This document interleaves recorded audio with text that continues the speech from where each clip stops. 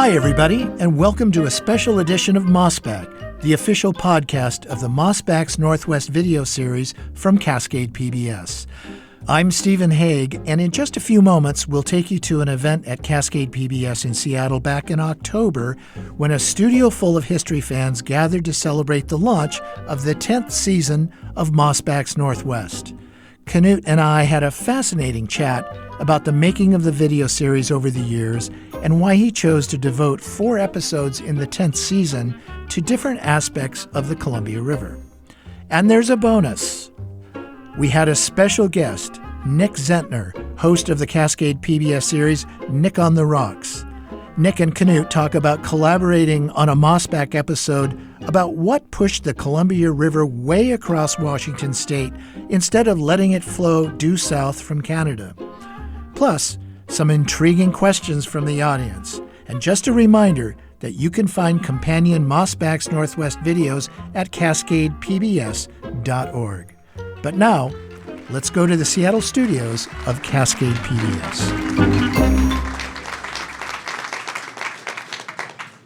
Hello. Thank you for coming out. Tonight is special for a couple of reasons. One is that we're new in this building. This is our public event space called the Whitney, and this is the first public event to be held here. So you guys are making history. It's also special to me because this is season 10 of Mossback. And so we're going to get a chance to talk a little bit about the journey of Mossback to get to this place, and then we're going to have our very special guest, join us for some fun conversation about history and geology. So, on with the show. So, Knute, it's been quite the ride, hasn't it? Did you ever in your wildest dreams think that it would be a 10-year run of Mossback's Northwest? I remember when it was started with another producer, first couple of seasons, and then I came on board. And as the years came on, it just got more and more interesting. Well, I didn't think there would be one episode, let alone 10 seasons. When I worked for Crosscut as a columnist and writing about history and how it related to current events, and one of the people, when we merged with KCTS, now we're Cascade PBS, all one thing, somebody came to me and said, we think you'd be good on TV. And I was like, well, that's poor judgment.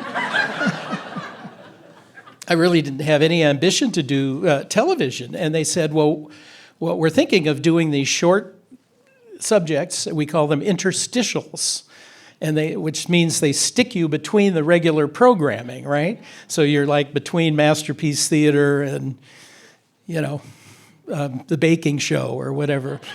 Anyway, and so we started doing them, and they were 2 minutes long, and it was just me and one other guy, and he would interview me about a history story I had written, and then they would produce this little video, and they proved to be really popular. And people kept saying, we want more, we want longer, and so that's what we've been doing. We've just been evolving it now since then. From the beginning, as we shot in the Mossback Den, you always had an artifact. It was either on the desk or it was in your hands, sometimes accompanied by a very cool or weird hat. What has been the ultimate artifact to you, or is there one? Boy, the ultimate artifact. Well, I'll tell you one artifact that I thought was really, really cool was we did an episode on the Pig War. And in talking to a ranger up there, he said, well, there were some kids that were horsing around down on the beach, and in the hillside, they found a cannonball embedded. And this cannonball was from a British warship that never fired in fury, but they did fire maybe warning shots or practice shots. And we wanted to get that cannonball as the artifact for our pig war story. And went through a very long thing. We couldn't get that cannonball because it had ended up in the government's collection, and they had put a moratorium on anything that was ordnance. This thing was a giant ball of steel. There was no explosive, and they wouldn't let us have access to it. But it turned out that many years before, someone else had found a cannonball from the same ship and had given it to the Museum of History and Industry. So we went down there and filmed it. And one reason it sticks in my mind is that 2 of my grandchildren love this episode because at the end of the episode, I try to pick the cannonball up and I can't. So they get a great kick out of it. Has there ever been an episode that you wanted to do and the story was great, but there just weren't enough archives? There were no artifacts. There was no physical evidence for you to actually do it on video? Yeah, well, I mean, it took me a while to adapt to video. You know, I was used to writing, and you don't have to worry about an artifact when you're writing. You don't have to show anything. And so that's one reason I wanted, in doing television, I wanted to have artifacts to help tell the story. And, but also you want to look for something that is image rich. And I've picked a lot of ideas that weren't. So, for example, one thing that we've done more recently is we've begun using illustrators to come in and help tell the story. So we did an episode on, I don't know if you guys remember this episode, it was just last year. It was an episode about a German bomb going off in Elliott Bay before World War I, before we were even in the war. They blew up a barge full of dynamite on Harbor Island. And it broke like every window in the city. I mean, just, it was a massive explosion. Apparently only killed one guy named Fats, who they had hired to watch this barge, and he paid for it with the ultimate poor Fats. Sacrifice. Yeah, poor Fats. And I thought there'd be all kinds of great photography and great imagery about this event, and there really wasn't much of anything. There were some, dull black and white pictures of broken windows. And so we had to bring in an illustrator to kind of tell the whole story of the bombing. And we had other context video. But that was a great example of something that I just thought was a surefire idea, but the execution of it was like, I felt sorry for the producer. How about a situation where there were so many artifacts, for instance, in the Panama Hotel? Yeah, I mean, to me, we did an episode on the Panama Hotel. Do you guys know what the Panama Hotel is? So it's a hotel that's in what used to be Japantown. It's in the Chinatown International District. It's still a hotel, and it was designed, built, and owned by Japanese. And when the incarceration of Japanese citizens happened in 1942, people living at the hotel or in the neighborhood, the hotel became a repository of their belongings. And they were then sent off to camps, and many of them never returned, either because they didn't want to live here anymore or because they died or had to live somewhere else. And this luggage in the basement of the hotel is still there. And the owner of the hotel put a plexiglass floor, a hole in the floor, so you visit the place and you can look down and see this incredible collection of artifacts. And there's like a Reader's Digest from the month of the internment. There's golf clubs. There's trophies, student trophies, ice skates. And literally clothing. Suitcases with clothing that looks brand new in it. And so it's become this kind of amazing artifact archive that marks this very tragic event, and it's still there. And we had the opportunity to go tell that story, but also go down with our cameras and walk around and film the artifacts, show people. There's also a Cold War era bomb shelter down there, and they have all the cans of crackers and water and everything still there from like 1962. So it's just kind of an amazing place. I don't think there was any single place/artifact that beats that, and it's a very tragic and moving story. How long has a story simmered with you before you knew you could do it, or you wanted to do it, or you found the appropriate artifacts? Well, I did a series on Nazis in Seattle before World War II. And this included Americans who joined the Silver Shirts, sort of wannabe fascists. But it also included actual Nazis who visited or worked for the German government as diplomats who lived in Seattle. And one of the characters in this story was a guy named William Dudley Pelley, who he called himself the American Hitler. He founded the Silver Legion, the Silver Shirts. And that was a story I did a ton of research on over quite a bit of time. It was very difficult because no one had really written about that happening in Seattle before. I interviewed some of the relatives of people who were, pro-Hitler advocates in Seattle in the 30s, and there were many more than you would think. And so that was a story that took a long time to figure out how to tell, and I knew that I could tell it. This is because of an artifact. There was a lodge built in Redmond, Washington, called the Silver Lodge. It was built for William Dudley Pelley.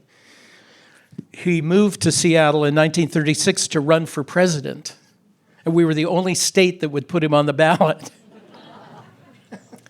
And he had his followers built this log cabin lodge. It looks like a church, and it no longer exists, but we found photographs of this lodge from a family member, and even more important, we found a Silver Legion flag. And we had a photograph of it flying over the lodge, and then we had the actual flag. I've talked to other historians. It's like the only silver fascist flag that exists, and we showed that. So that's an example of something that took a lot of research, a lot of time, a lot of cultivating, a lot of putting things together that were not the kind of thing you could just go and look at History Link and find a bunch of resources. Knowing you and having worked with you, I know that storytelling always has some unexpected surprises. What was one of your most memorable unexpected surprise in crafting a story? Well, actually, I had one recently, and it wasn't for a Mossback episode. It was, so I assisted with a film that we made, Cascade PBS made, of the Aishel Curtis photograph collection and this digitization project that they're doing down there. We made a half-hour documentary. I did the narration, but Shannon Ortali was the producer of it. And one of the main parts of this was to show the connection between contemporary people in Washington and these photographs. And there were people who were in the photographs, or people whose father was in a photograph, or there was this direct link between, and it made, I think, for a very compelling story in this film. And so a few weeks ago, my sister, Kari, who is sitting here, she and my other sister, Barbara, were going through some family archives in a storage unit, and they found a picture of my Aunt Barbara, in a pageant at John Muir Elementary School, where I also went to elementary school. taken by Ashel Curtis. And so it was one of these things where the surprise was, I'm part of the story too, And so that was like a totally out of the blue. And I'm planning on doing something with this, but it was just really a cool discovery. One of the things that happens is when people read or view the series and they find out about these very famous people who visited Seattle or came through Seattle or did a little business in Seattle that you would never think would land up here. Give me an example. Well, I can give you a bunch, but we did an episode on Mark Twain's visit to Seattle, and the wildfires were so bad that summer he couldn't see the mountains, and he couldn't really complain because he was smoking so many cigars anyway. Couldn't. And then we did an episode on Wyatt Earp, who ran a bar for a short time here in Seattle during the gold rush. That's one of those stories that a lot of people haven't heard about, but we tracked down where the bar was and the whole story. He basically got run out of Seattle by corrupt casino owners. We were too corrupt. He couldn't clean us up. And so that's another example. We also did a story on Chief Joseph visiting Seattle. It's a very poignant story. But one of the more interesting aspects was he went on the trolley to the area kind of by Swedish Hospital, Seattle U in there, to a Husky game and watched this, what he thought was just like this incredibly bizarre phenomenon. He thought it was just nuts. They were crazy. And he stood there smoking a cigar on the sidelines. Anyway, that was a really fun story. So there are a lot of things like that don't ever make the history books, but they're just fascinating vignettes. How do you craft a season? Craft. I mean, it's one thing to write and produce an episode, but when you're thinking about a season, 8 episodes or more. I think of each season as a kind of curio cabinet. We had a curio cabinet when I was growing up. My grandparents had a curio cabinet. You have these objects in the cabinet, and they might not relate to each other, but that's part of the charm, It's like you don't know what you're going to find in there. And so, I try to do stories, some stories that people think they know, but we found an angle that maybe they didn't know. Some that are just weird, the criterion is I look for what I describe as undertold stories. We don't have to be entirely original, but we can identify things that people don't know enough about, maybe. And I think that's the best part. Stories that a lot of people may know something about or have heard about, but what they don't know or often haven't been told is that corner of the story, that is so fascinating. Speaking of stories, so we're coming up on season 10. Yes. Tell us a little bit about season 10, and then we're going to have a sneak peek. Yeah, that's kind of why we're here. We've got season 10 is coming out. It airs on every Thursday at 8:50 p.m. There'll be a new episode, and they'll be online as well. Sorry if I'm not keeping the microphone. It tickles my beard. We're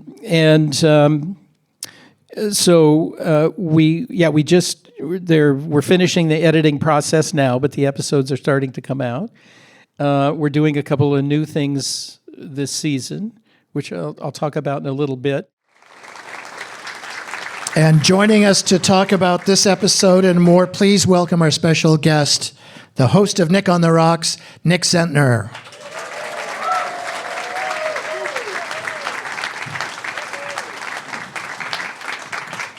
Thanks, everybody. Thank you, Stephen. Thank you, Skip, for joining me and allowing me to be here tonight. I would think maybe one of the things of working with a geologist is being corrected a lot. Did that happen, Knute? Well, I don't know anything about geology, so I just repeat whatever he taught me. And I'm careful not to correct. There's so much we don't know. Everybody here has got a specialization, but we all know you can't know everything. So, yeah, there's not a whole lot of correcting going on. Well, this is a great collaboration. Nick, what is it about Knute's work that made you want to do this? And I'll ask Knute the same question. Sure, thanks. Well, I love you guys together on that podcast. I was just listening to one coming over from Ellensburg this afternoon. So your rapport, especially when you guys are kind of off script and you're really kind of just going back and forth and cracking each other up, I love that. But specifically, I can tell that you're really into this stuff, Knute. And maybe you can relate. If you go to conferences in your profession, you can tell who's really into it, and they would do it even if it wasn't their job. And then you can tell the folks who are just kind of doing it because you're supposed to do it. So I don't think you're faking it. I think you really like this stuff. And that's the thing that I can feel the most with the stories and the research. And even just back there, you were telling me some stuff I'd never heard about Mazama ash and interrupting indigenous lives in Alberta. I'd never heard that before. So you dig deeply, and you're not only a great resource, but a great storyteller. So thank you so much. Thank you, Nick. Yes. What about Nick's work that interested you in a collaboration? Well, Nick is amazing. In addition to Nick on the Rocks, which I love, he also does these sometimes hour or 2 hour long lectures or Zooms on YouTube. And, it'll be in the middle of a weekday, like a Thursday morning or something, and there are 1,000 more people from all over the world watching this guy. And the geologist guests he brings on, the thing is, Nick he knows a lot, but he's not a know-it-all. He's happy. He's passionate about sharing this information. But the other saving grace is you have voracious curiosity. You're asking questions not because you want the audience to know the answer, because you want to know the answer. And that comes through. And so, now this is the second time Nick has been in a Mossback episode. You were in one of our very early episodes where the question we were investigating was, why aren't there more dinosaur bones found in Washington? There's only been one. It was found on Susha, one of the Susha Islands. And Nick informed us that it came from somewhere off the coast of California, right? The Baja thing, is that not true anymore, or is that still true? Yeah, why aren't there more bones? Why aren't there more dinosaur bones in Washington? Well, yeah, you need sedimentary rocks of the right age. And so the age of the dinosaurs, we have a lot of great geology in Washington, but we do not have a lot of Mesozoic sedimentary layers. But the few Mesozoic layers that we do have, there's good evidence. It's still a thing, Knute, depending on who you talk to. Have you heard of this thing called Baja, BC? It's a pretty wild idea. University of Washington professor Darrell Cowan is one of the main players in the whole story. He's here tonight. But yes, I am partial to this story that major parts of Washington's basement bedrock was not made in Washington, but was made down in Mexico and then got moved all the way up to us. And that means that bedrock that was originally in Washington got moved at the same time, and that stuff's up in Alaska now. So I should do more episodes on that, don't you think? Alaska stole our dinosaurs. Right, but I don't have socks with Nick on the Rocks, but I do have socks of Mossback that I just... Yeah, when you get big, it'll happen. Well, we can all dream. So, before we talk about the Columbia River, I'm curious, when did you know you had sort of a video show ready to go? What was it about? Because there have been so many lecturers, and I'll say a lot of scientists, that at video, it just doesn't work. The approach is just too academic. Thank you. What was your process? How did you know it was going to work? And what did you learn doing it? Thanks for the question. I've been at Central Washington University over in Ellensburg for 35 years. And so the first 15 years, it was just me in the classroom, but I kept getting visits from people off the street, ranchers and folks of all walks of life who were really curious about geology. And so when I finally decided to try some video stuff, and it started at my university with a little Wayne's World type closed caption local cable channel, I knew there was an audience there, Stephen. I knew I didn't have to try to create an audience. I knew there was an audience that was underserved. And many of you are exactly that audience. So that started 20 years ago, and I just tried to take my teaching style that I had practiced in a classroom and just kept going with it in front of a camera. And one thing led to another, and here we are tonight. I just want to mention one thing. Nick has followers have swag because I saw online that there are people that have Zentnerds T-shirts, and I want one. I want one. So you can keep the socks if you can hook me up. Very good. I can do that.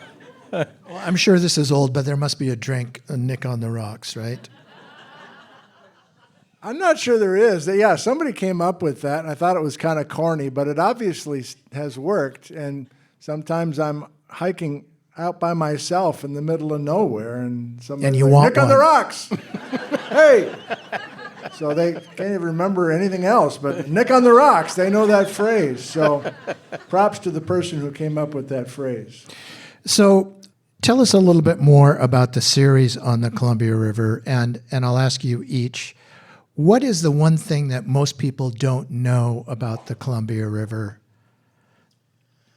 And I say that coming from a family that's explored Washington, and I have 4 brothers, and we all think we know everything, and we know everything about Washington, but we don't. Well, this is a case where I just was interested in looking at something that we all think we know about and finding things that we don't know. And so one thing different about this season of Mossback is we've done 4 episodes on the Columbia River, and they will run kind of periodically through the 8 weeks. And then we're going to stitch them together, edit them, and it'll be a half-hour special, which will come out this spring. And so the thing that I got curious about was, where does the Columbia River begin? And I had never been there. Have anybody been to the headwaters of the Columbia? Yeah, a couple people back here. Good, okay. So yeah, we ventured up there to see what Columbia Lake looks like, because there's an actual lake that is the headwaters. And, I think like most Washingtonians, my knowledge of the Columbia River stops at Lake Roosevelt. Above the border, I just don't know anything. And so I was surprised by some of the things that I learned about what the Columbia River does when we're not looking. So when you went in search of the headwaters, what did you think you would see? I mean, was there a stereotypical some sort image? of, roaring mountain stream. I know the Columbia River comes from lots of places, but I was sort of imagining this wild river. And actually, can you show the slide there? Is that Lucy or?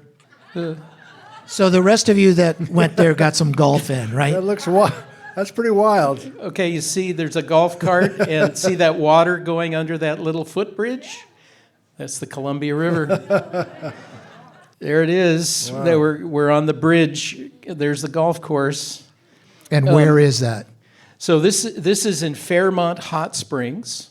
So if you go to Idaho, drive up the Panhandle, and then go a couple hundred miles into eastern British Columbia, you'll go up a valley that on the one side are the Rocky Mountains, and it's this sort of pastoral place. And Columbia Lake is this, 8-10 miles long, very placid, not terribly deep.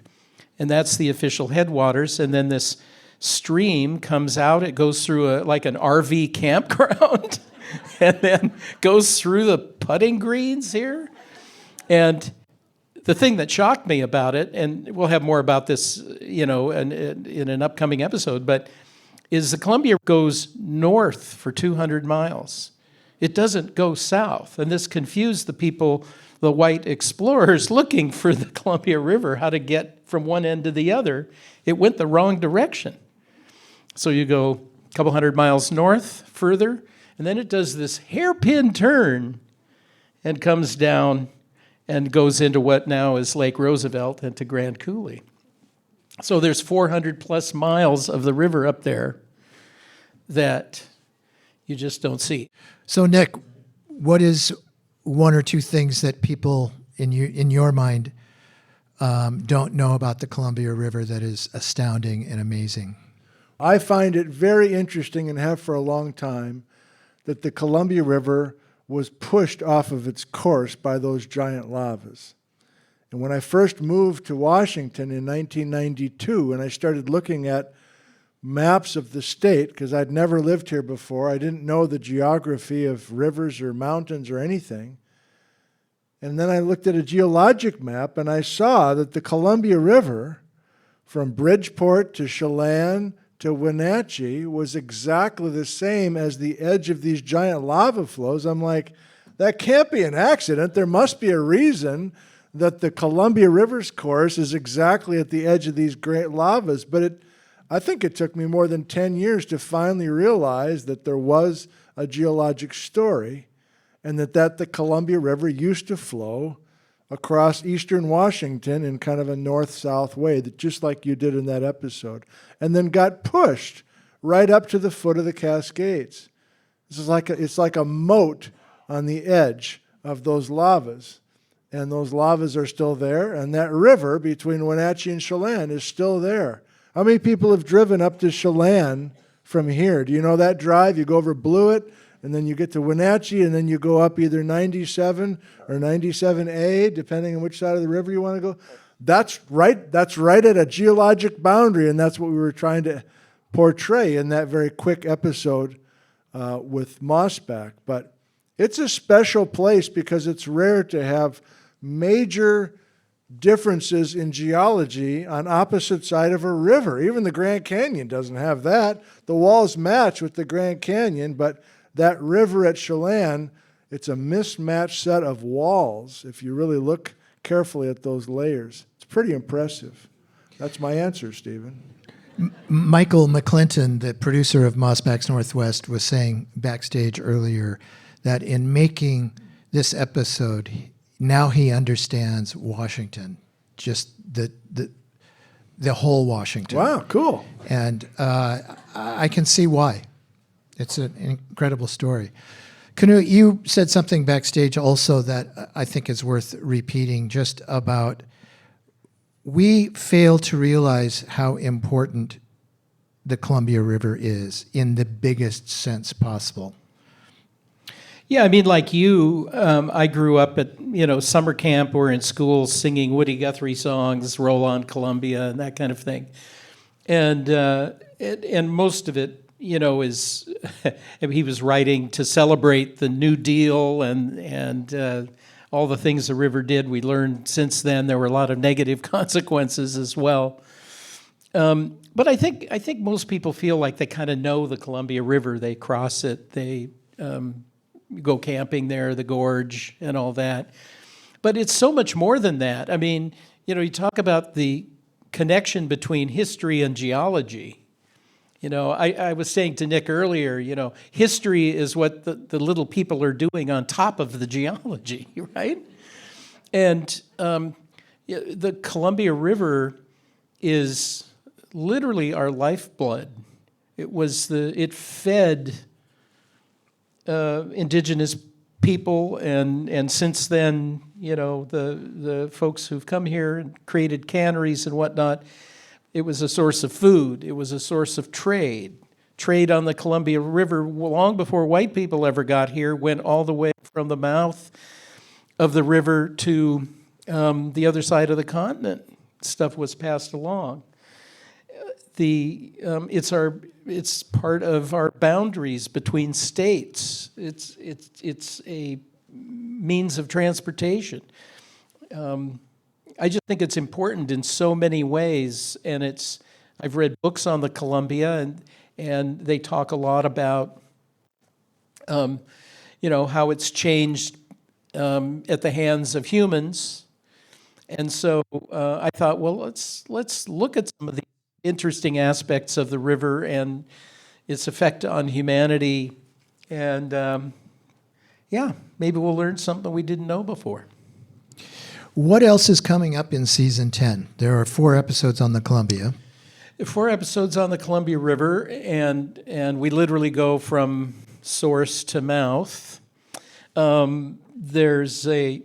We have an episode that we do every year now called Upon Further Review, where we look at an earlier episode and talk about the feedback we got.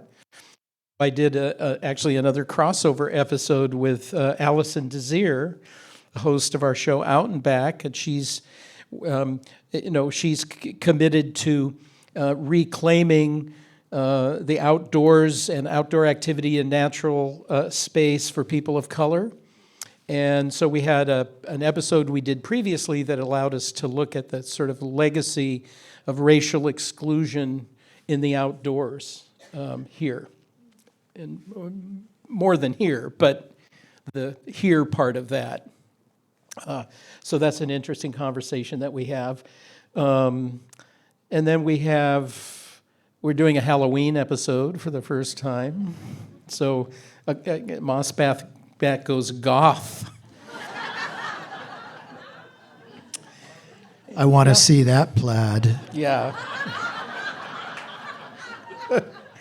And an episode that I'm actually kind of excited about, just because it was so fun researching, was who were the first people who took horseless carriages and decided to drive them into the wilderness?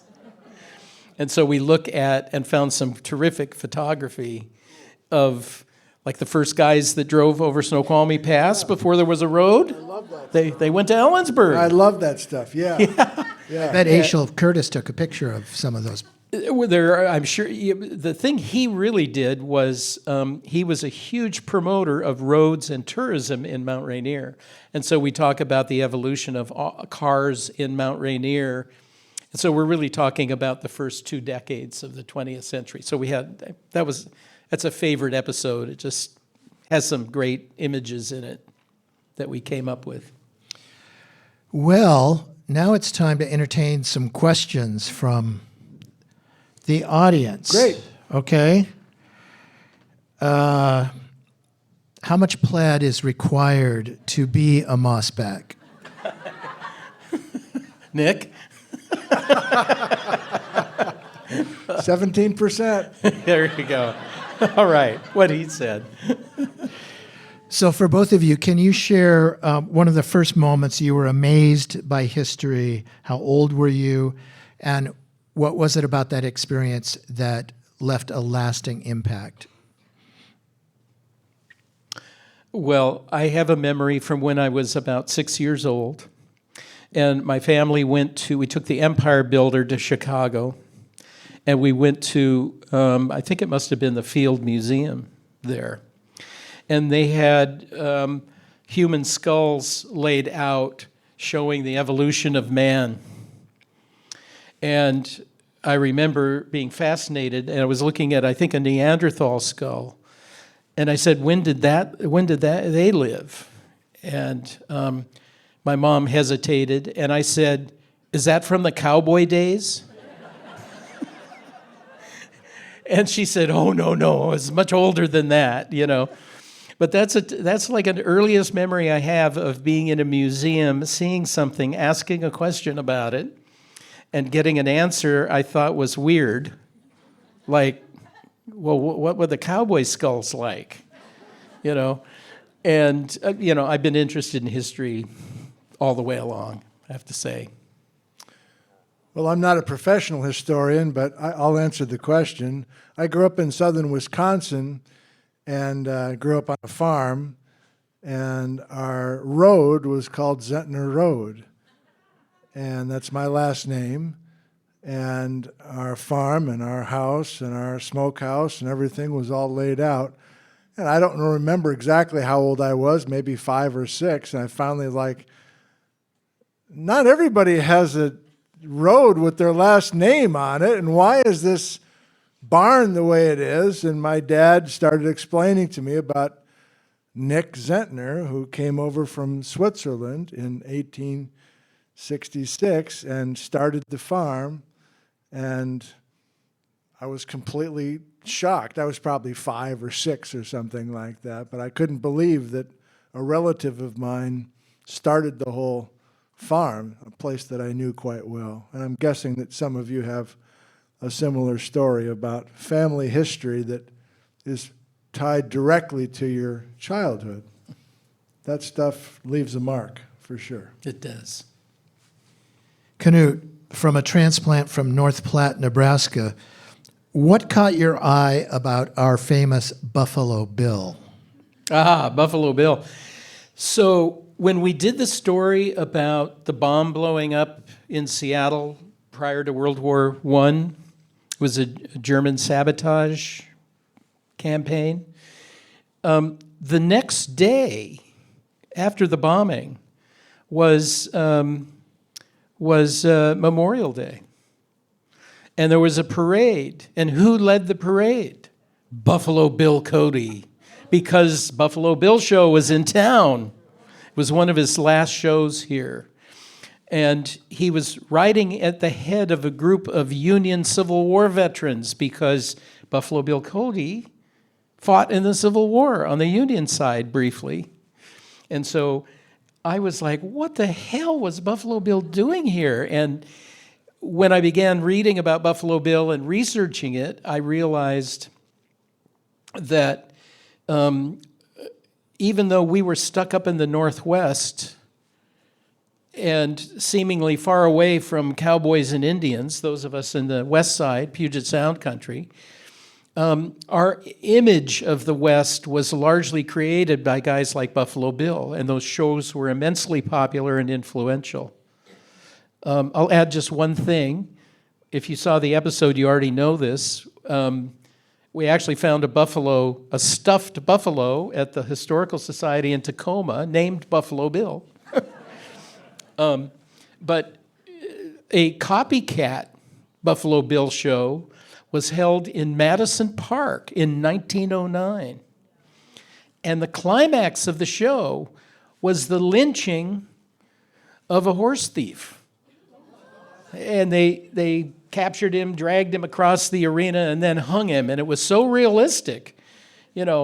People were just like, this was the amazing climax of the show. And I thought, well, this is where people learned about, the swift justice of the Old West, And, of course, Seattle had its own lynchings and whatnot. So it kind of filled in this picture of what we learned from the old Wild West shows, for better or worse. Nick, what is your go-to snack when you're outdoors? Oh, practical question. Wow. Pretty boring answer. I'm a big fan of a big jar of Planters peanuts and a big jug of water, and I'm good for the whole day. Oh, what's my Yeah. favorite? I don't think I have a favorite. I mean, yeah. I can't. Come on, Knute, I made can't one remember. up. Now you can make one up.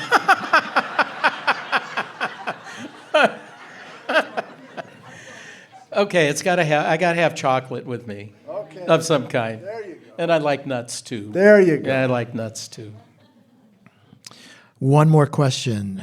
What are Knute and Nick's favorite books on Washington state history and geography respectively? Well, that's a great question. Okay, well, I'll start. I'll stall for you. Yeah, So thank you. I just answered this over at the other venue, at the other place. There's two really excellent books for geology. If you are kind of, especially if you're newly interested in geology or you're newly interested in Washington, maybe you've just moved here and you want to learn some geology stuff. Darrell Cowan is the co-author of the second edition of Roadside Geology of Washington. You've got it? It's got a blue cover to it. It's not the old yellow covers. That's the first edition. But the second edition by Marley Miller and Darrell Cowan, University of Washington, geology people. Excellent book. Lots of detail, great photos, great maps, and you can just go out and spend every weekend going all sorts of places and learning great geology. The other one is on the Trail of the Ice Age Floods for Eastern Washington by Bruce Bjornstad. There are two books that are excellent. Knute? So I'm not going to claim this is like any definitive thing, but I think one of the best storytellers of Northwest stories and lore was a writer named Stuart Holbrook. Does anybody know who Stuart Holbrook was? Yep. Well, he's fallen into obscurity, but he wrote many books of history, and he was a columnist at the Oregonian for many years. And if you want to read like just great sort of column-length stories about floods in Oregon or wobblies or the wild man of the Wenatchee or, the way logging camps used to work, Stuart Holbrook is the guy to read. And he's sexist. He's, his viewpoint, of was it women ruined the logging business? And these fancy logging camps with, ruined everything. He had been a logger up in BC, actually. His history of logging is really compelling reading. He was just a really great writer, good friend of Bernard DeVoto and Wallace Stegner. He did a lot of writing, on national writing, but he has a number of books, and you can go on Amazon or look for used copies of Northwest Corner and other books. And he was writing in a way that the rest of the country wanted to know what this area was like. And he had a really genuine local voice. And I was always very inspired by his talent. That's a great tip. Thank you all for joining us tonight. It's such a pleasure to see you and talk about Northwest adventures. Thank you. Make sure you catch the first episode of Mossback's Northwest 10th season. It premieres on Cascade PBS this Thursday at 8:50 p.m. And make sure you subscribe to the Mossback podcast. And the next series of podcasts will be out next spring. And that will kind of trace Series 10. Thank you again to our sponsors, Arista Point and Northwest Black Pioneers, and to Nick and to Knute. And most of all, to donors and members.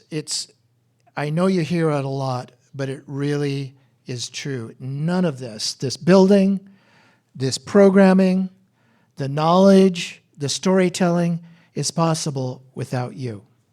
So thank you so much. Thank you. Your commitment is so important. Thank you. Thank you, everybody, and good night. Thanks for coming. This is Stephen Hegg. Thank you for joining us for this special episode of the Mossback Podcast. All of the podcast episodes are companions to the Mossback's Northwest video series, and you can find it all at cascadepbs.org. Stay tuned for the podcast's next season, slated for launch in February 2025. And don't forget to check out the new season of Nick on the Rocks, which just got started on December 5th. You can also find that at cascadepbs.org. This episode of Mossback was produced and edited by Isaac Kaplan-Woolner. Sound recording at the live event was by Resty Bacall.